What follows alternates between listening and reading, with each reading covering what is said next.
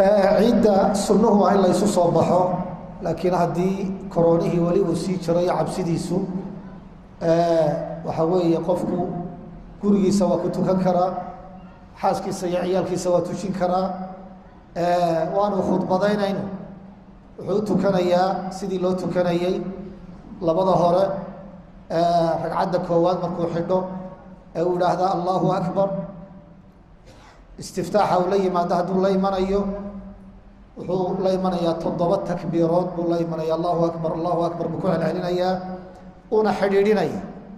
culamada qaar baa subxaana allah alxamdulilah buu odhanaya, laakiin in la xidhiidhiyo ayaa saxa. markuu taa dhammeeyo faatixadii iyo sabix isma rabbika alaclaa iyo alghaashiya ama wixii u fududaada ayuu faatixada ka dabageynayaa.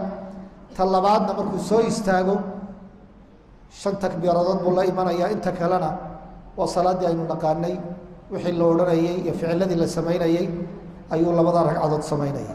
culimada qaar waxay leeyihiin hadduu u tukado sidii caadiga ahaydna iyaduna waa ta ugu hooseysa qaababka salaada ciidda loo tukado, laakiin sida sunnaha ah waa in takbiiraadka lagu daro. haddii ay ku dhaafaanna ku noqon maysid, oo qofku hadduu rukuuco ilaawo loo laaban maayo, sujuudu sahwina loola iman maayo, sujuudu sahwina loola iman maayo oo siday ku dhaaftay.